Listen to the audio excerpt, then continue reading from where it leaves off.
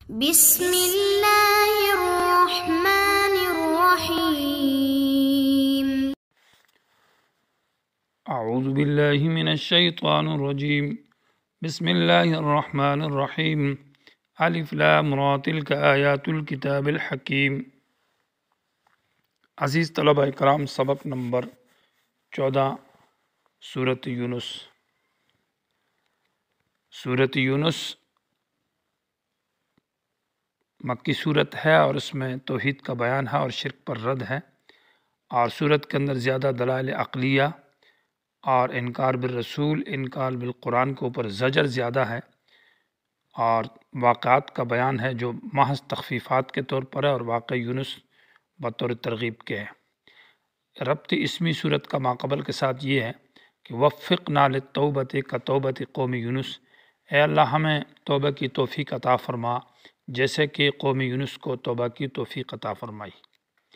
الف لام را آپ کو بتایا گیا کہ یہ مقطعات میں سے ہے، لیکن اشارات میں سے الف سے مراد انا، اور لام سے مراد لفظ اللہ، اور را سے مراد ارا۔ تو انا اللہ ارا، میں اللہ ہوں، دیکھ رہا ہوں، سب کچھ میرے سامنے ہے، مجھ سے چھپا ہوا نہیں ہے۔ جو توحید پر ہے وہ بھی میرے سامنے ہے، جو شرک پر ہے وہ بھی میرے سامنے ہے۔ تیل کا یہ جو آیتیں آپ کے سامنے بیان کی جا رہی ہے اور جو کچھ بیان کیا جا رہا ہے، آیات الکتاب الحکیم، یہ پرحکمت کتاب کی آیتیں ہیں، اور حکیم لفظ میں اشارہ ہے کہ جہاں صورت کے شروع میں لفظ حکیم آئے تو اشارہ ہے کہ دلائل عقلیہ اس میں زیادہ ذکر ہوں گے، کیونکہ عقلی دلائل ہی یہ حکمت کی باتیں ہیں۔ تو پہلی آیت کے اندر ترغیب الی القرآن ہے۔ اکان للناس عجبا ان اوحینا الی رجل منہم، یہاں سے زجر ہے منکرین رسالت کے اوپر، گویا کہ زجر بے انکار رسول، کہ میں نے رسول بھیجا تمہاری طرف اور تمہاری خیرخواہی کے لیے، کہ تمہیں شرک اور کفر سے ڈراتا ہے، بچاتا ہے، اور مومنین کو بشارت کے لیے آیا ہوا بشیر اور نذیر ہے، اور تم وہ مسئلہ توحید بیان کرتا ہے۔ تو اس وجہ سے کہ تمہیں مسئلہ توحید بیان کرتا ہے تو تم اس مسئلہ توحید سے بہانہ اور بنا کر رسول کو کبھی کہتے ہو کہ یہ بشر کیوں ہے اور یہ رجل کیوں ہے، فرشتہ کیوں نہیں آتا ہمارے پاس۔ ان باتوں سے تعجب کرنا، اور گویا کہ اصل مقصد یہ ہے کہ توحید سے تم جان چھڑاتے ہو، اور جان چھڑانے کے لیے رسول کے اوپر یہ اعتراضات کرتے ہو، اور رسول پر جو اعتراضات ہے وہ اصل اس وجہ سے ہے کہ مسئلہ توحید کی وجہ سے ہے۔ جیسے سورۃ توبہ کے آخر میں تھا کہ لقد جاءکم رسول، ذکر رسول تھا کہ رسول آ چکا ہے، اور منکم میں کہ وہ رسول تمہارے اندر ہے، یعنی رجل ہے اور بشر ہے، یہاں الی رجل منہم کہہ کر اشارہ کر دیا کہ وہ رجل ہے اور بشر ہے۔ اور رسول کا مقصد کیا ہے؟ وہ مسئلہ توحید بیان کرنا، انذر الناس، لوگوں کو ڈراؤ کہ شرک کرو گے، اللہ کے سوا کسی اور کو حاجت روا یا معبود یا مشکل کشا یا اس کو شفیع قہری مانو گے تو یہ اس سے ڈراؤ کہ آخرت میں سزا ملے گی، یہ شرک ہے۔ اکان للناس کیا ہے لوگوں کے لیے، عجباً تعجب، یہ عجباً جو ہے کانا کی خبر ہے، اور ان اوحینا یہ کانا کا اسم ہے، اور للناس جار مجرور متعلق ہے عجباً کے ساتھ، تو معنی یہ ہوگا کہ ان اوحینا الی رجل منہم، یہ جملہ بتاویل مصدر کانا کا اسم ہوگا، یعنی ہمارا وحی کرنا ان میں سے کسی ایک آدمی کی طرف، یہ ان کے لیے تعجب کا سبب ہے۔ معنی اس کو تعجب نہیں کرنا چاہیے کہ رجل ہے اور بشر ہے، وہ تو تمہیں بات سمجھائے گا اور اس کی بات تو زیادہ مؤثر اور سمجھانے کے لیے واضح ہوگی۔ کیا ہے لوگوں کے لیے اس بات سے تعجب کہ ہم نے ان میں سے ایک رجل کی طرف وحی کی ہے، اور وہی اس بات کی ہے کہ ڈرا لوگوں کو اور خوشخبری سنا ان کو جو ایمان لے آئے توحید کے اوپر، کہ بے شک ان کے لیے ایک بلند مرتبہ ہے ان کے رب کے ہاں۔ تو کافر لوگوں نے کہا یہ شخص تو کھلم کھلا جادوگر ہے۔ یہ انذر الناس جو ہے یہ اوحینا کا بیان ہے کہ وہی جو کی ہے وہ معنی بے ان اس بات کے اوپر کہ انذر الناس، ڈرا لوگوں کو۔ انذار کہتے ہیں اعلام مع تخفیف کو، کہ خبر دی جائے اور ساتھ ساتھ اس میں ڈرایا جائے کہ یہ مسئلہ مان جاؤ، اگر نہیں مانو گے تو سزا ملے گی۔ اور بشارت بشر کا معنی ہے کہ ایسی خبر دی جائے جس سے سرور حاصل ہو، خوشی حاصل ہو۔ بشر الذین، ان لوگوں کو آمنو جو مسئلہ توحید پر ایمان لے آئے کہ اللہ کے ساتھ کوئی شریک نہیں ہے، کوئی شفیع نہیں ہے، اور اللہ پر کسی کا زور نہیں چلتا۔ ان لہم، یہ بھی ان لہم بے شک ان کے لیے قدم صدق بلند مرتبہ ہوگا عند ربہم ان کے رب کے ہاں، جو کہ جنت ہے اور اللہ کی رضا ہے، یا یہ کہ بے شک ان کے لیے ایک بلند ان لہم قدم صدق ان کے لیے شرافت اور ان کے لیے ایک فضیلت ہوگی عند ربہم ان کے رب کے ہاں۔ یہ لفظ قدم صدق، جب قدم مضاف صدق کی طرف، تو اس کے بہت سارے معنی ہیں، لیکن یہاں جو معنی مراد ہے وہ بلند مرتبہ یا شرافت اور فضیلت ہے، اور اس کی وجہ یہ ہے کہ لفظ قدم کا اصل معنی لغوی جو ہے وہ عضو مخصوص ہے، جو پاؤں کا جو قدم ہوتا ہے جو زمین پر رکھا جاتا ہے، لیکن اس سے مراد پھر اس میں مجاز کیا گیا ہے کہ مراد اس سے سبقیت مراد ہے، کسی چیز میں آگے بڑھنا، تو سبقیت قدم کا ذکر سے سبقیت کی طرف اشارہ کرنا، یہ اس کا معنی مجازی ہے، اور مناسبت یہ ہے کہ قدم ہی کے ذریعے انسان آگے بڑھتا ہے، یعنی آگے چلا جاتا ہے، تو سبقیت اس کے ساتھ مناسب ہے قدم کے ساتھ، اس لیے اس کی طرف اشارہ ہے۔ پھر سبقیت سے مراد یعنی آگے بڑھنے سے مراد یہاں پر مرتبہ ہے، کیونکہ مرتبہ جب انسان کو ملتا ہے تو وہ آگے بڑھ جاتا ہے، تو یہ دوسرا مجاز اس کے اندر، گویا کہ قدم سے بمعنی سبقیت یہ ایک مجاز ہے، اور سبقیت بمعنی مرتبہ اور فضل کمال کے یہ دوسری مجاز ہے، تو حاصل ترجمہ یہ ہوگا کہ ان لہم قدم صدق ان کے لیے بلند مرتبہ ہے۔ لفظ صدق کہا ہے، اصل میں قدم موصوف ہے اور صدق اس کی صفت ہے، تو گویا کہ اضافت موصوف کی ہے صفت کی طرف، ان لہم قدم صدق ہے، ان کے لیے مرتبہ ہے ایسا مرتبہ صدق جو سچا ہے۔ سچے کا مطلب یہ ہے کہ محققۃ مقررۃ، وہ مرتبہ ایسا ہے جو بالکل مقرر ہے اور وہ محقق ہے، وہ پکا ہے، وہ اللہ کے ہاں یقینی ہے۔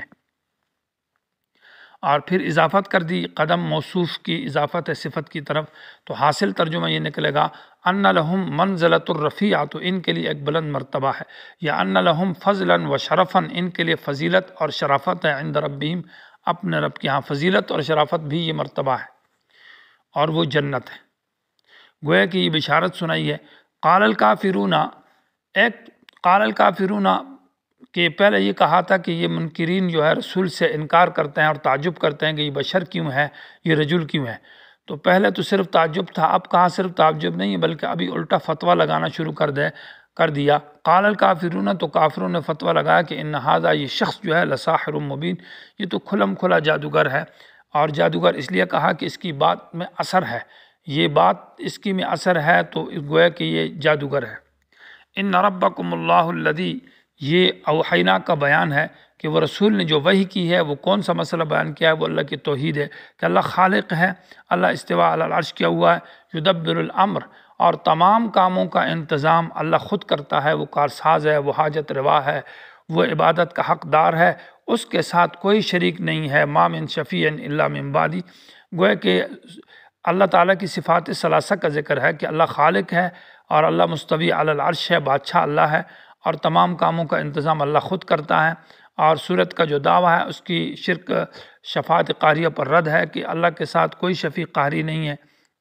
اور آخر میں نتیجہ ذکر کیا ہے کہ فاعبدوہ، جب تمام کام اللہ ہی چلاتا ہے، اور استوا علی العرش بھی اللہ نے کیا، اور زمین اور کائنات کو اللہ نے پیدا کیا ہے،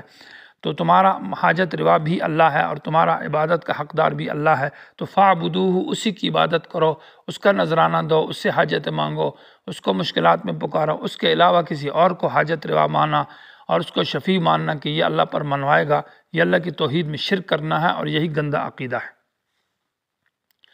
یہاں ان ربکم اللہ الذی، بے شک تمہارا رب اللہ ہے جس نے آسمان اور زمین کو 6 دنوں کی مقدار میں پیدا کیا، پھر وہ اس برابر ہوا عرش کے اوپر،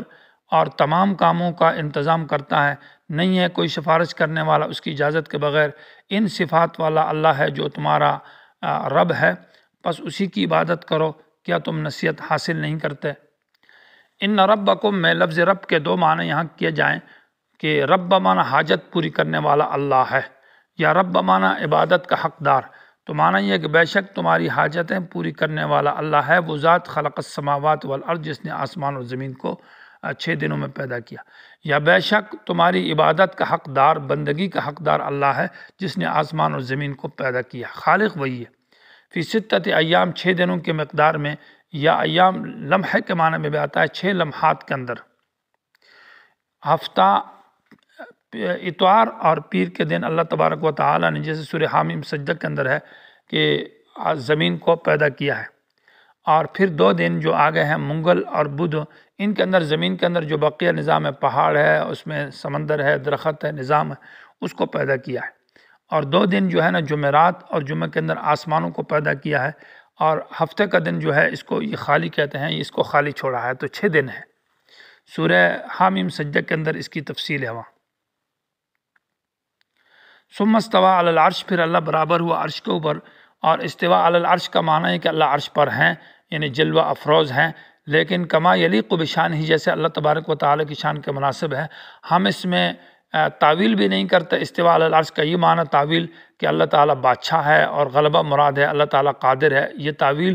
اگرچہ کریں گے لیکن عقیدہ نہیں ہے، لیکن تعویل نہیں کی جائے گی۔ وبلا تشبیہ وبلا کیف، اس میں تشبیہ اور کیفیت اور تمثیل بھی نہیں بیان کی جائے گی کہ استوا علی العرش اللہ کا اس طرح ہے جیسے کسی انسان کسی تخت پر بیٹھ جاتا ہے، تو اس طرح تشبیہ بھی نہیں دیں گے، اس کی مثال بھی نہیں بیان کریں گے، اور اس کی کیفیت بھی نہیں بیان کی جائے گی۔ اہل سنت والجماعت کا یہی مسلک ہے کہ استوا علی العرش کما یلیق بشان ہی ہے، معنی حقیقی کیا جائے گا، اور اس میں تشبیہ نہیں دی جائے گی، اس کی کیفیت نہیں بیان کی جائے گی، مثال نہیں پیش کی جائے گی، اور بلا تعویل تعویل بھی نہیں کی جائے گی۔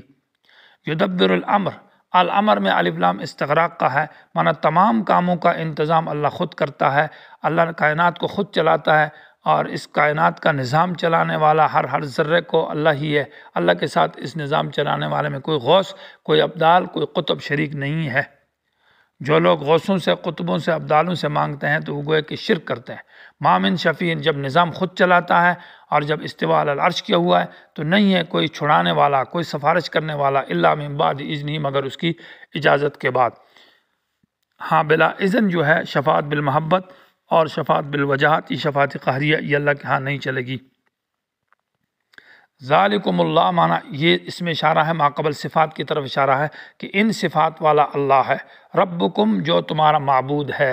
رب معنی تمہاری عبادت کا حقدار ہے۔ جب عبادت کا حقدار وہی ہے تو فاعبدوہ، اسی کی عبادت کرو، جانی یا مالی، نذرانہ، شکرانہ، سجدہ، اسی کے سامنے جھکنا، اسی سے مانگنا۔ تو رد ہے شرک فی العبادات پر صورت کے اندر۔ افلا تذکرون، کیا تم نصیحت حاصل نہیں کرتے؟